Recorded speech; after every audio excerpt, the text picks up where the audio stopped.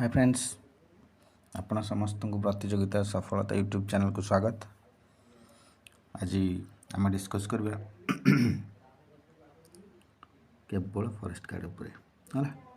केवल forest guard उपर माने जो पिला माने केवल फॉरेस्ट गार्ड पोस्ट पाई एलिजिबल फिजिकल पर है। फिजिकल जे जो पिला माने केवल फॉरेस्ट गार्ड पिला पोस्ट पाई एलिजिबल से रैंक विषय डिस्कस करवा। से सेफ रैंक आउ से रिक्रुटमेंट जो एग्जामटा होता ता धीरे से फ्यूचर कौन से आम डिस्कस करवा है। तो चलतु स्टार्ट करवा।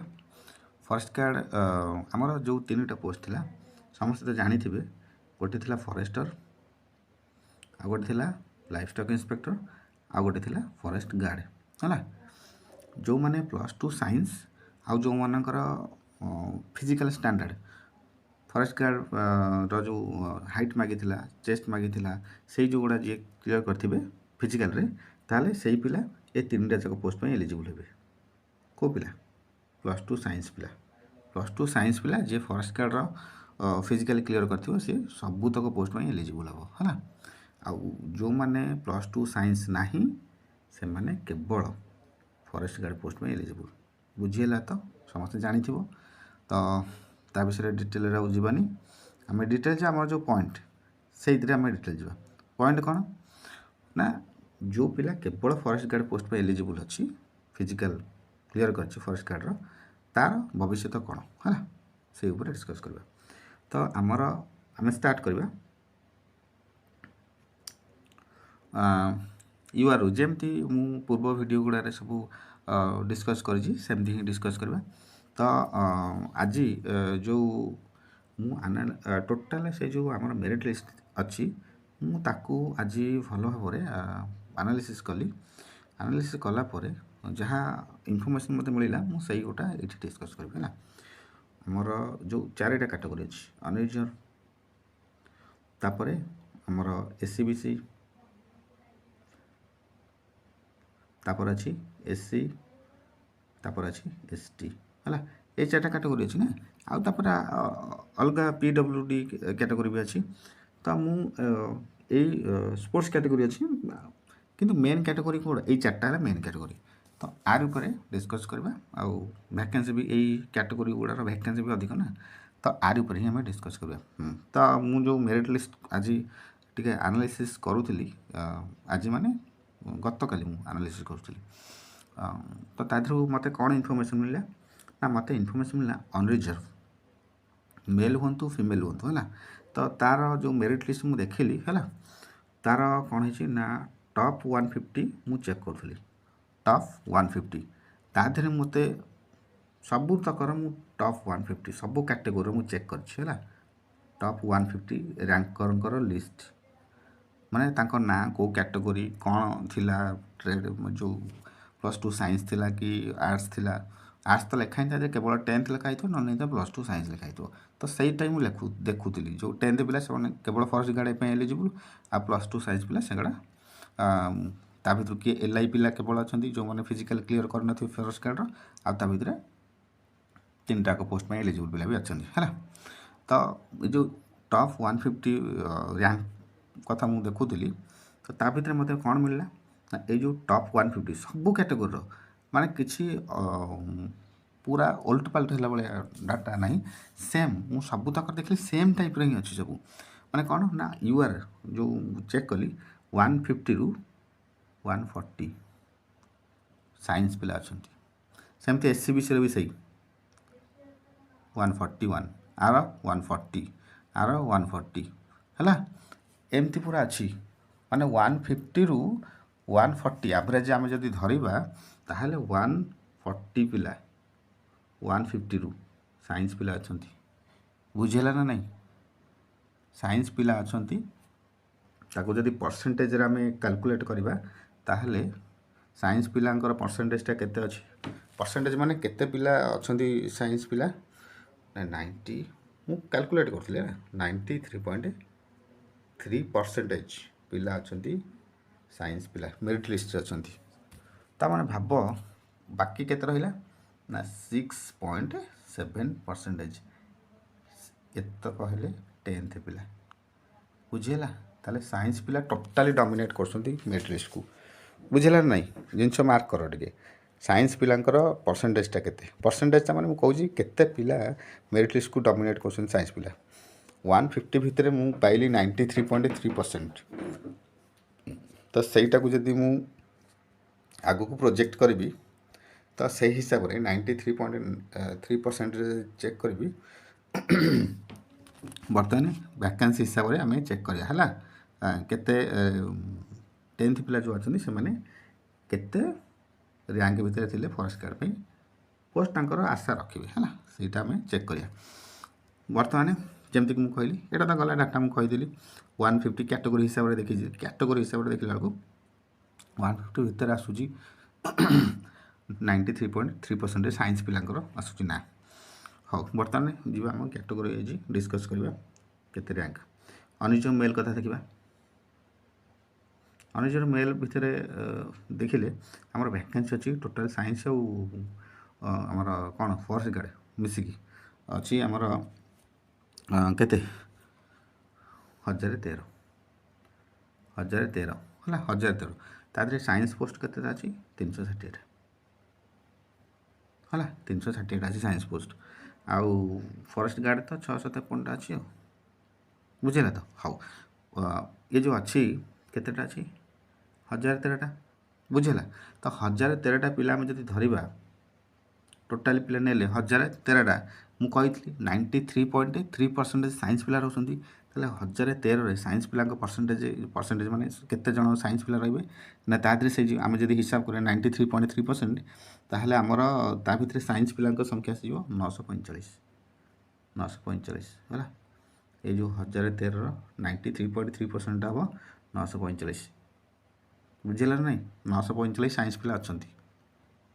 ତାହେଲେ 945ଟା ଯଦି ସାଇନ୍ସ ପିଲା ଅଛନ୍ତି ତାହେଲେ ଆଉ କେତେ ଜଣ ରହିଲେ ଆମର 10th ପିଲା ଆମର ରହିଲେ 68, କେତେ 68। ତାହେଲେ 10th ପିଲା କେତେ ରହୁଛନ୍ତି 68। ମାର୍କ କର ଟିକେ ଭଲ ଆଗରେ। 945ଟା ରହିଲେ ସାଇନ୍ସ ପିଲା ଆଉ 68ଟା ରହିଲେ 10th ପିଲା, ବୁଝିହେଲା। ବର୍ତ୍ତମାନ ପୋଷ୍ଟ ଦେଖିବା ଆର୍ଟ୍ସ ପିଲାଙ୍କର କେତେ ରହୁଛି। ଆର୍ଟ୍ସ ଆଉ କମର୍ସ ପିଲା ଯେଉଁମାନେ ସାଇନ୍ସ ନୁହନ୍ତି ସେମାନଙ୍କର କ'ଣ ରହିବ। ଆଉ ମୁଁ ବର୍ତ୍ତମାନ କହିଲି ଜିନିଷଟା। ତ ଏଠି ପୋଷ୍ଟ ଟୋଟାଲ୍ କେତେ ଅଛି 913ଟା ନା। ତାହେଲେ 10th ପିଲାଙ୍କ ପାଇଁ ରହିଯିବ 10th ପିଲାଙ୍କ ପାଇଁ ରହିଯିବ କେତେଟା 68ଟା ପୋଷ୍ଟ ମୁଁ କହିଲି ନା, 68 ପିଲା। ତାହେଲେ ଯେଉଁ 1013ଟା ନିଆଯିବ ଆମର ପିଲାଙ୍କୁ ହେଲା, ସାଇନ୍ସ ପିଲା ତ ଡମିନେଟ୍ କରିବେ। ମୁଁ ଯେହେତୁ କହିଲି 93.3% ସାଇନ୍ସ ପିଲା ନେଇଯିବେ କେତେଟା 945ଟା ପୋଷ୍ଟ। ତାହେଲେ 68ଟା ପୋଷ୍ଟ କାହା ପାଇଁ ବଳିଯିବ ନା ଆମର ଆର୍ଟ୍ସ ପିଲାଙ୍କ ପାଇଁ, ଯେଉଁ ଆମର ଆର୍ଟ୍ସ କମର୍ସ ଯେଉଁମାନେ 10th ଅଛନ୍ତି ହେଲା, କେବଳ ଫରେଷ୍ଟ ଗାର୍ଡ଼ ପାଇଁ। ତାହେଲେ ଏଇ ଯେଉଁ ଅଛି ଫରେଷ୍ଟ ଗାର୍ଡ଼ ପୋଷ୍ଟ କେତେଟା ଅଛି 653ଟା ପରସେଣ୍ଟେଜ ହିସାବରେ ମୁଁ କହୁଛି 653ଟାରୁ ଯଦି ଆମେ 68 ଫେଡ଼ିବା ତାହେଲେ ଦେଖ କେତେ ଯାଉଛି, ସେପଟୁ ହେଲେ 15, ତାହେଲେ ଆମର ଆସିଯାଉଛି ପାଖାପାଖି 585। ଏତକ ସାଇନ୍ସ ପିଲା ନେଇଯିବେ। ସାଇନ୍ସ ପୋଷ୍ଟତକ ତ ନେବେ ହେଲା, ତା ସହିତ ଫରେଷ୍ଟ ଗାର୍ଡ଼ ପୋଷ୍ଟ ଗୁଡ଼ା ବି ସେମାନେ ନେବେ। ମ୍ୟାକ୍ସିମମ୍ ପରସେଣ୍ଟେଜ ଫରେଷ୍ଟ ଗାର୍ଡ଼ ପିଲା ବି ଯେଉଁ ଆମର ସାଇନ୍ସ ପିଲା ନେଇଯିବେ ଫରେଷ୍ଟ ଗାର୍ଡ଼। ତାହେଲେ ଫରେଷ୍ଟ ଗାର୍ଡ଼ ପିଲା ଯେଉଁ କେବଳ ଫରେଷ୍ଟ ଗାର୍ଡ଼ ପୋଷ୍ଟ ପାଇଁ ଏଲିଜିବୁଲ୍ ସେମାନେ କେବଳ 68ଟା ପୋଷ୍ଟ ପାଇବେ ଅନିଜର, ବୁଝିପାରୁଛ ତ। ପରସେଣ୍ଟେଜ ହିସାବରେ ଦେଖିଲା ବେଳକୁ ମୁଁ ଏଇଟା ମାନେ କ'ଣ ଆମର ଥିଓରିଟିକାଲି ଦେଖିଲି। ପ୍ରାକ୍ଟିକାଲି ଦେଖିବାକୁ ଗଲେ କ'ଣ ହେବ, ତା ଭିତରେ ଗୋଟେ ଜିନିଷ ଫରେଷ୍ଟ ଗାର୍ଡ଼ ପିଲାଙ୍କ ପାଇଁ ସପୋର୍ଟ କରିଥାନ୍ତା କିନ୍ତୁ ଏଥର କରିବନି। କାହିଁକି କରିବନି, ଫରେଷ୍ଟ ଗାର୍ଡ଼ ପିଲାଙ୍କ ପାଇଁ ସପୋର୍ଟ କରିଥାନ୍ତା କ'ଣ ଫିଜିକାଲଟା ହେଲା। ଫିଜିକାଲଟା ଯଦି ଷ୍ଟ୍ରିକ୍ଟ ହେଇଥାନ୍ତା ଟିକେ ତାହେଲେ ସାଇନ୍ସ ପିଲା ବହୁତ କଟିଥାନ୍ତେ ହେଲା। ସାଇନ୍ସ ପିଲା ହୁଅନ୍ତୁ 10th ପିଲା ବି ହୁଅନ୍ତୁ କଟିଥାନ୍ତେ, କିନ୍ତୁ ଫିଜିକାଲଟା ଏଥର ଏତେଟା ଷ୍ଟ୍ରିକ୍ଟ ନଥିଲା ତ ବେଶୀ ପିଲା କଟିନାହାନ୍ତି ଫିଜିକାଲରେ ହେଲା। ତେଣୁକରି କହିବାକୁ ଗଲେ 10th ଯେଉଁମାନେ କେବଳ 10th ନୁହଁ ମାନେ ସାଇନ୍ସ ନୁହଁ ହେଲା, ଅଲଗା କ୍ୟାଟେଗୋରୀ ଅଛନ୍ତି ସାଇନ୍ସ ନୁହଁ, ତ ସେମାନଙ୍କ ପାଇଁ ଫରେଷ୍ଟ ଗାର୍ଡ଼ ପୋଷ୍ଟଟା ପାଇବାକୁ ହେଲେ କ'ଣ କରିବାକୁ ପଡ଼ିବ ନା ତାଙ୍କୁ साइंस पिलांकर रैंक आने पड़ो साइंस पिलांकर रैंक माने टॉप रैंक भितर आसे पड़ो टॉप रैंक भितर आसले ही तुम नंबरटा आगे पड़ो ना तो ना जमी साइंस पिला डोमिनेट कर सब पोस्ट नहीं पड़े मनकर गोटे पिला साइंस फरेस्टर से साइंस जो पोस्ट गुड़ा अच्छी गोटे साइंस पिला कहीं फरेस्टर फिजिकल जहाँ थिला फरेस्ट गार्ड फिजिकल से थिला ना नहीं किसी नुआ ना ना माने अलग नाला तो निहाती भाव में गोटे साइंस पिला ये दुटा पोस्ट में एलिजिबल से कौन टा नब फरेस्टर नब ओबियस कथा फरेस्ट गार्डटा कहीं नब तेणुक फरेस्टर पोस्ट जो सरीज साइंस पिला गुड़ा कौन करेंगे कह आम चाकरी करवानी निहाती भाव में फरेस्ट गार्ड पोस्ट तक थी ना से गाड़ा नहीं जाए लाइफ स्टॉक इंस्पेक्टर तो ने ने कहीं लाइफ स्टॉक इंस्पेक्टर फरेस्टर मिसिकी 360 अच्छी मैंने कम अच्छी ना पिला केते क्वालिफाए माने जो अनरिजर्व कैटेगरी मुझे कहली साइंस पिला अच्छा साइंस पिला आमर अनरिजर्व यहाँ है पोस्ट टोटाल साइंस पोस्ट के साइंस पोस्ट मुझे कहली बर्तमान नहीं 360 साइंस पोस्ट अनरिजर्व है किंतु साइंस पिला जो एति आमर 1013टा पिला जीवे से पोस्ट ने ना ता भीतर साइंस पिला संख्या केते आछी 945 केते 945 ताहले ए 360 तो खाइए आउ जो बड़े आउ जो जेतक पिला से कौन करेंगे ने पोस्ट निहाती भाव ने कौन बोलते फरेस्ट गार्ड तेणु फरेस्ट गार्ड पोस्ट भी से आ परिश्रम कर क्वालिफाई कर एग्जामटा किसी पोस्ट नहीं छाड़देवे निहती भाव किसी ने ना नहीं तो साइंस जो रहा एल आउ फरेस्टर से पोस्ट गुड़ा तो ने आगे जी आसवे आ पछ आड़े जी रे से कौन ने फरेस्ट गार्ड पोस्ट गुड़ा नहीं पछ को जो 10th पिला रे कौन आउ किसी पोस्ट थी कि ये फरेस्ट गार्ड किसी पोस्ट थी केतेटा थियोरेटिकली मुझे हिसाब कर 68टा थी बुझेगा ताले ये साइंस पिला ने 945 10th पिला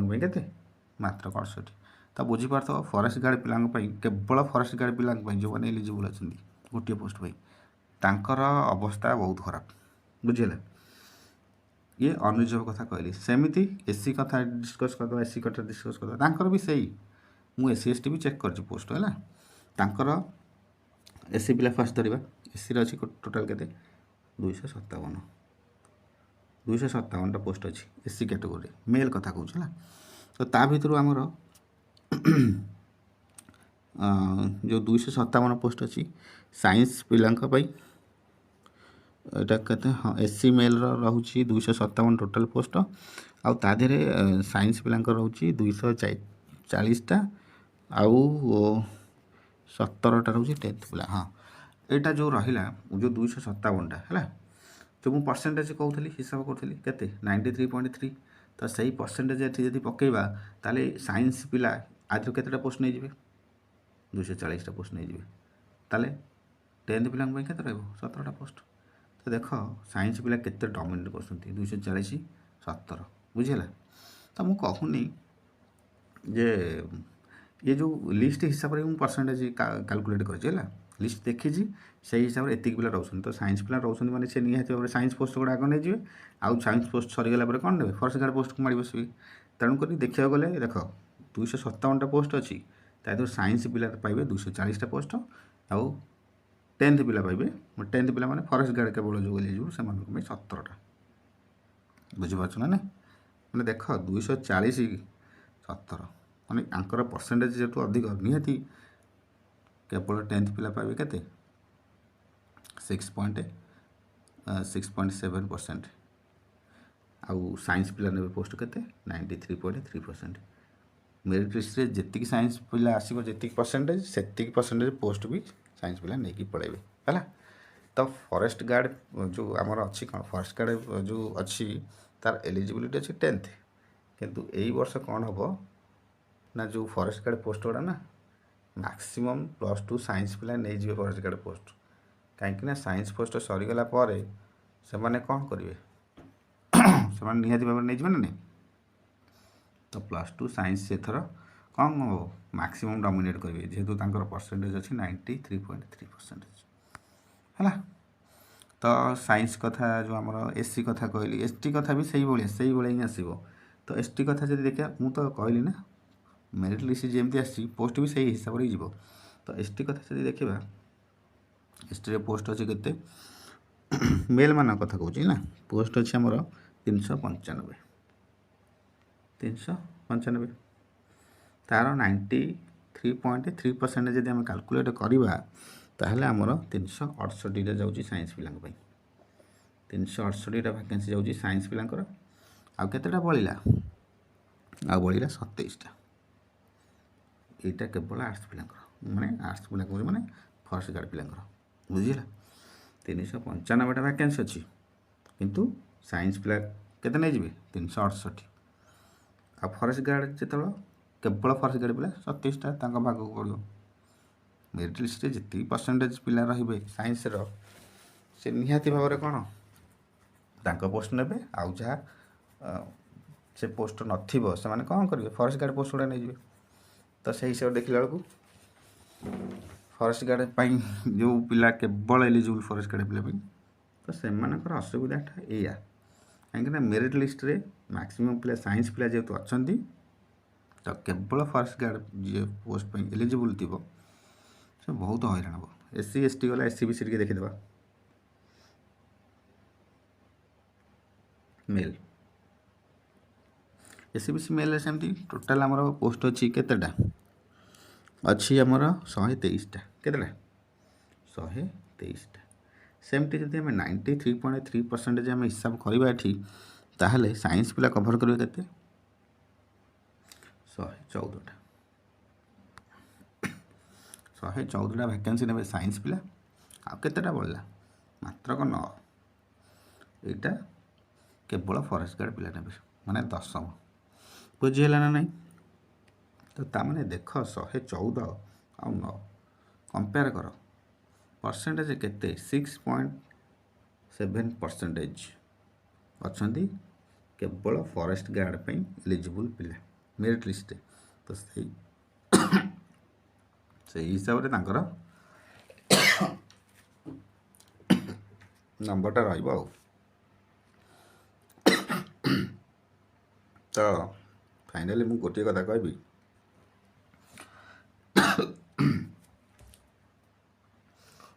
ଯେଉଁମାନେ ଫରେଷ୍ଟ ଗାର୍ଡ଼ ପୋଷ୍ଟ ପାଇଁ ଏଲିଜିବୁଲ୍ କେବଳ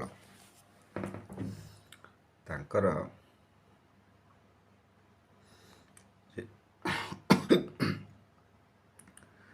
6.7%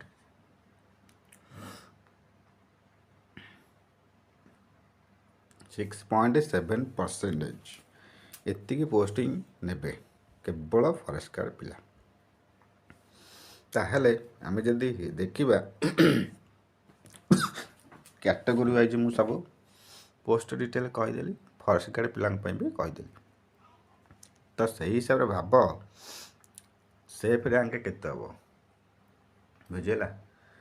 ତ ଯଦି କହିବା ଫିଜିକାଲଟା ଯେହେତୁ ଏତେ ଷ୍ଟ୍ରିକ୍ଟ ହେଲାନି, ତ ଫରେଷ୍ଟ ଗାର୍ଡ଼ ପିଲାଙ୍କ ପାଇଁ କହିବାକୁ ଗଲେ କିଛି ଶୁଭ ସଂକେତ ନାହିଁ, ହଇରାଣ ହେବେ। ଯେହେତୁ ଗୋଟିଏ ପୋଷ୍ଟ ପାଇଁ ଏଲିଜିବୁଲ୍, ଆଉ ଗୋଟିଏ ପୋଷ୍ଟଟା ସେଇଟା ତାଙ୍କ ନମ୍ବର ଆସିଲା ବେଳେ ତାଙ୍କ ପୋଷ୍ଟଟା ନଥିବ ହୁଏତ, ତ ସେଇଟା ହେବ ପ୍ରୋବ୍ଲେମ୍। ତ ସେଇ ହିସାବରେ ଦେଖିବାକୁ ଗଲେ ସେଫ୍ ର୍ୟାଙ୍କ କ'ଣ ହେବ? ସେଫ୍ ର୍ୟାଙ୍କ କିଛି ନାହିଁ, ସେଇ 6.7% ପିଲା ଯେଉଁମାନେ କେବଳ ଫରେଷ୍ଟ ଗାର୍ଡ଼ ପୋଷ୍ଟ ପାଇଁ ଏଲିଜିବୁଲ୍ ଜବ୍ ପାଇବେ, କେବଳ 6.7% ଫରେଷ୍ଟ ଗାର୍ଡ଼ ପିଲା। ଆଉ ସେଇ ଯେଉଁ ଫରେଷ୍ଟ ଗାର୍ଡ଼ ପୋଷ୍ଟ ଅଛି ତା ଦେହରୁ 93.3% ପୋଷ୍ଟ କିଏ ନେବେ? ସାଇନ୍ସ ପିଲା ନେବେ। ତେଣୁ ସେଫ୍ ର୍ୟାଙ୍କ କ'ଣ ଆଜି ରହିବ? କିଛି କହିହେବନି, ବୁଝିହେଲା। ଯେଉଁ ଫରେଷ୍ଟ ଗାର୍ଡ଼ ପିଲା ପୁରା ଟପ୍ ର୍ୟାଙ୍କରେ ଅଛନ୍ତି ସେଇମାନଙ୍କର ଚାନ୍ସ ଅଛି ଫରେଷ୍ଟ ଗାର୍ଡ଼ ପୋଷ୍ଟ ପାଇଁ, ନହେଲେ କିଛି ଗ୍ୟାରେଣ୍ଟି ନାହିଁ କ'ଣ ହେବ କ'ଣ ନାହିଁ, ହେଲା। ତେଣୁ ମନ ଦୁଃଖ କରିବାର ନାହିଁ, ଆଗକୁ ବହୁତ ଏକ୍ଜାମ୍ ଅଛି, ସେଇଥିରେ ଫୋକସ୍ କରିବା, ହେଲା। ଯିଏ ଭଲ କରିଥିବ ଫରେଷ୍ଟ ଗାର୍ଡ଼ ପିଲା ତାଙ୍କର ର୍ୟାଙ୍କ ହିସାବରେ ମୁଁ କହିଲି +2 ସାଇନ୍ସ ପିଲା ଟୋଟାଲ୍ ଡମିନେଟ୍ କରୁଛନ୍ତି 93.3%। ତ ପୋଷ୍ଟରୁ ବି ସେତିକି ପୋଷ୍ଟ ନେବେ ନା। ମେରିଟ୍ ଲିଷ୍ଟରେ ଯଦି ଟପ୍ 1000 ଭିତରେ 93.3% ସାଇନ୍ସ ପିଲା ଆସୁଛନ୍ତି, ସେ ନିହାତି ଭାବରେ ପୋଷ୍ଟ ଗୁଡ଼ା ନେବେ ନା ନାହିଁ। 10th ପିଲାଙ୍କ ସଂଖ୍ୟା ମୁଁ କହିଲି 6.7%। ତ ଫରେଷ୍ଟ ଗାର୍ଡ଼ ପୋଷ୍ଟ ପାଇଁ ପସିବିଲିଟିଟା କ'ଣ ହେଉଛି ସେତିକି ଯେତିକି ପିଲା ରହୁଛନ୍ତି ପରସେଣ୍ଟେଜ୍ ହିସାବରେ ତାଙ୍କର ପୋଷ୍ଟ ବି ସେତିକି ପରସେଣ୍ଟେଜ୍ ସେ ନେବେ। 6.7% ଫରେଷ୍ଟ ଗାର୍ଡ଼ ପିଲା କ୍ୱାଲିଫାଏ କରିଛନ୍ତି। ସାଇନ୍ସ ପିଲା ଯେଉଁ ର୍ୟାଙ୍କ ଭିତରେ ର୍ୟାଙ୍କ ହିସାବରେ ଆମକୁ ପୋଷ୍ଟ ମିଳିବ ନା ନାହିଁ। ତ ସେଇ ହିସାବରେ ଦେଖିବା। ତ ଆଜି ପାଇଁ ଭିଡ଼ିଓକୁ ଏଇଠି ରଖିବା। ଯେଉଁମାନଙ୍କର ଆଉ କିଛି ଡାଉଟ୍ ଥିବ ସେମାନେ କମେଣ୍ଟ ମାଧ୍ୟମରେ ଜଣାଇବେ, ମୁଁ ରିପ୍ଲାଏ ଦେବାକୁ ଚେଷ୍ଟା କରିବି ହେଲା। ତ ଆଜି ପାଇଁ ରଖୁଛି। ନେକ୍ସଟ ଭିଡ଼ିଓରେ ଆଉ କିଛି ଇନଫର୍ମେସନ୍ ସହ ଦେଖା ହେବ। ରହୁଛି, ଧନ୍ୟବାଦ।